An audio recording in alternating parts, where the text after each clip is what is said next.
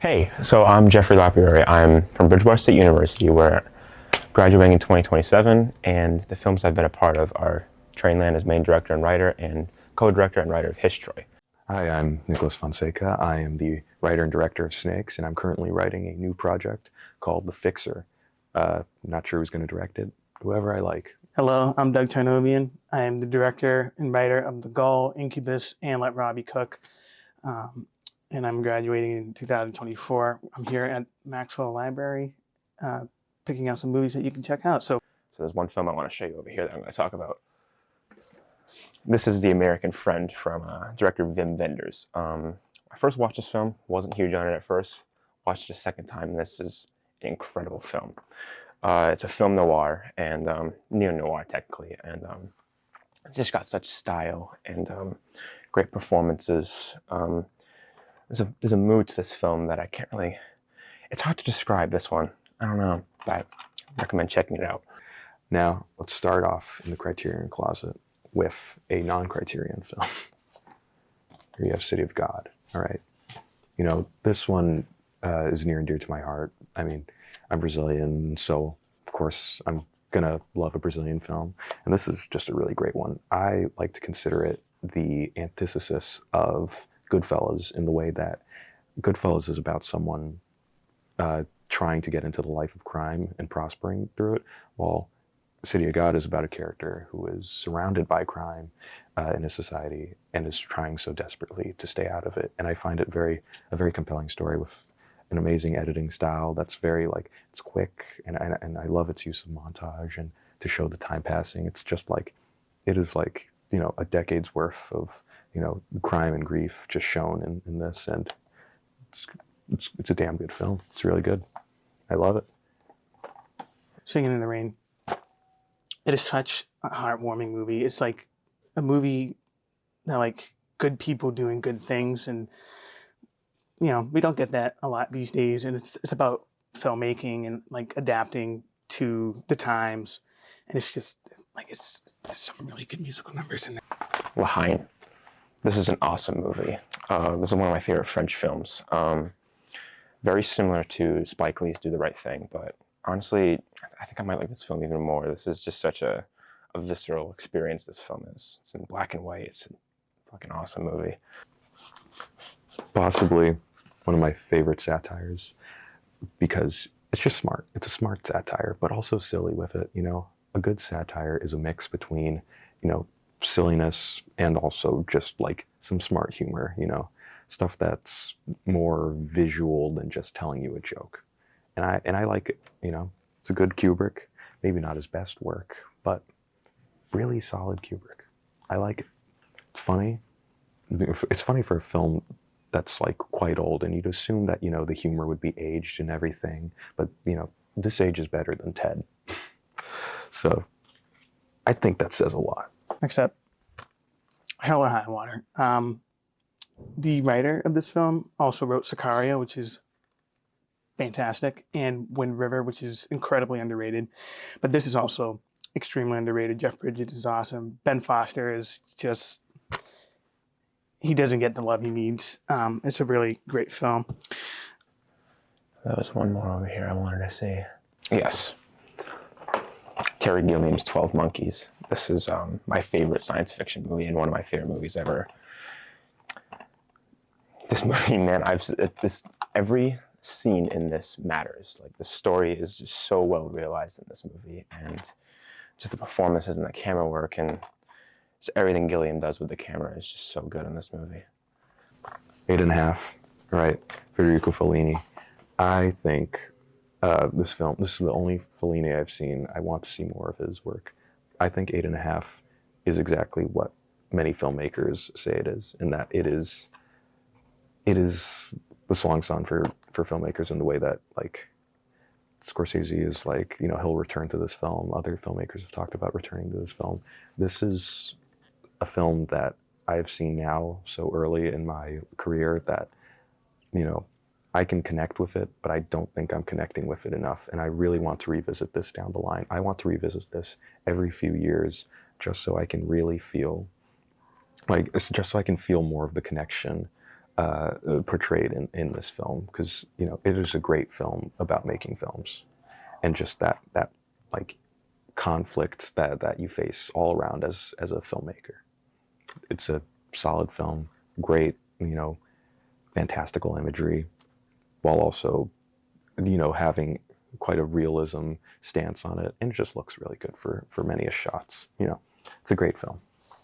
Well, I watched this recently, and it's a Lang film, German, and like the ending is so like thought provoking. It's just like it really makes you think. It's like, damn, like if we go one way about this, like, we're not just any better than they are, And there's a great scene in like it's like an abandoned building or something, right? Yeah, it's like really tense, and not a lot of older movies could do that to me. So yeah, definitely worth checking that out. This is one that gets me every time.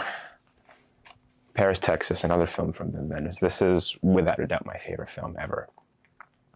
It's just such a tragic movie every time I see it. Like the feeling of aimless wandering and just the mistakes you've made. It's a beautiful movie. There's so much style in the cinematography. I can't recommend this movie enough, man. Oh boy. All right. It's a great Korean film. All right, Park Chan-wook. Honestly, a very new favorite for me. I like revenge stories. This is like the quintessential revenge story. I mean, not only is it oozing with style, this is an amazing story with just twists and turns everywhere, and just it makes you think. It is one of those recent films that I'm so thankful I got to see in theaters, because it got re-released in theaters. And so I saw it remastered in theaters, and I walked out of that theater, and on the drive home, my mind was just thinking and thinking and thinking, and it makes you think. It's good. It's good because of that. A film that makes your head turn, and I still think about it to this day.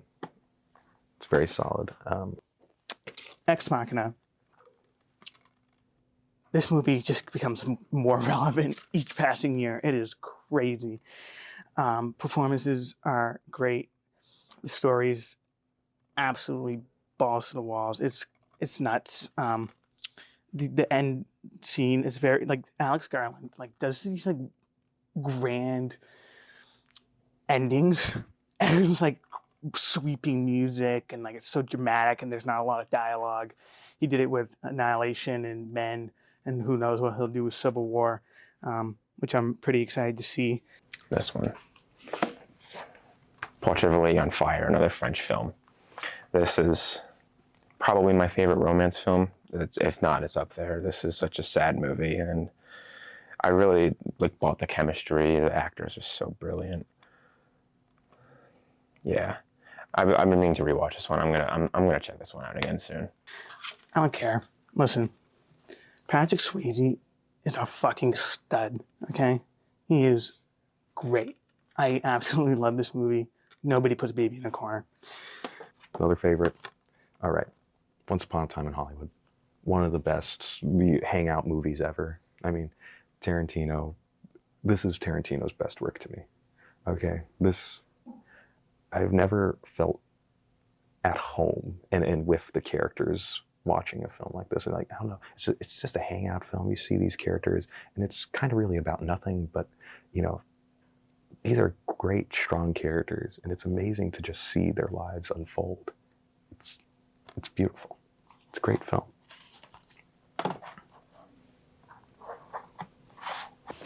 So, Boyhood. Richard Linklater, he did the Before trilogy. The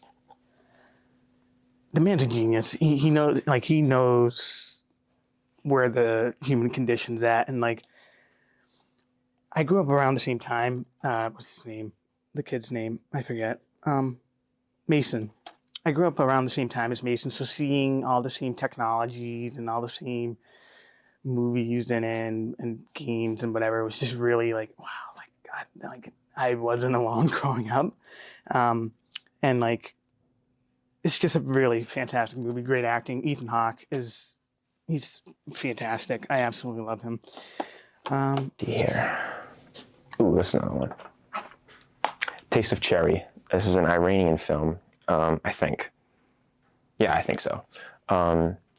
It's basically just like conversations with this guy, but it's very sad, and there's a lot up to interpretation in this movie. This is a beautiful movie. I just watched it for the first time recently. It's really great. All right, this is my last one. All right, here's Taxi Driver. If you're a filmmaker watching this, you probably know this one. You've probably seen this one. A lot of you probably think it's overrated.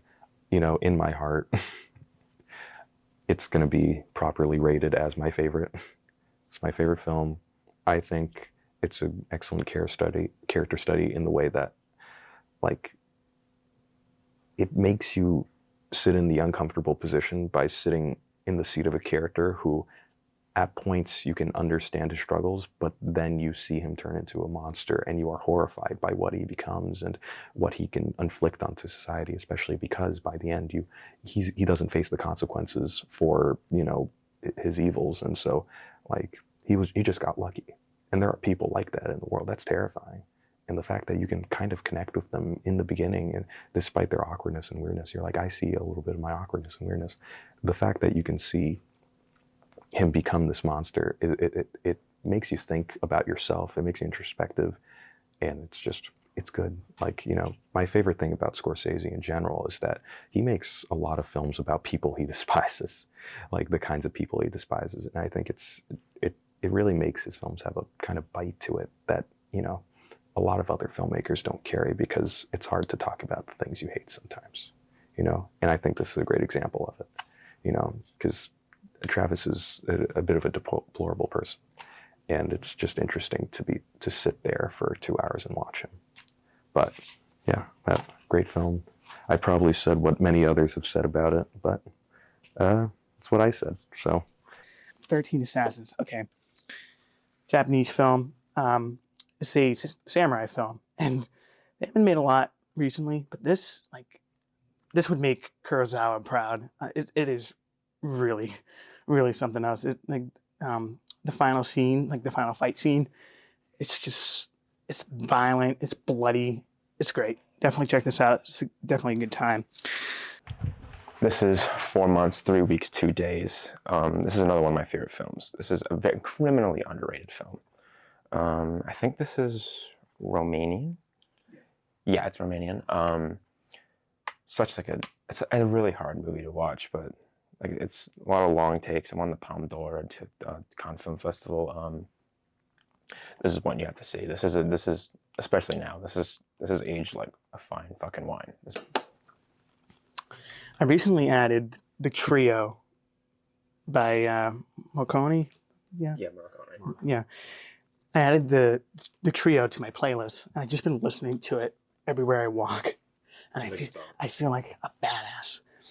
And I know that's good, the good and bad and the ugly. So I watched that, and I watched the final duel in this. And the way it's edited, the way it's shot, it's literally, both films are literally 5 minutes of guys just staring at each other.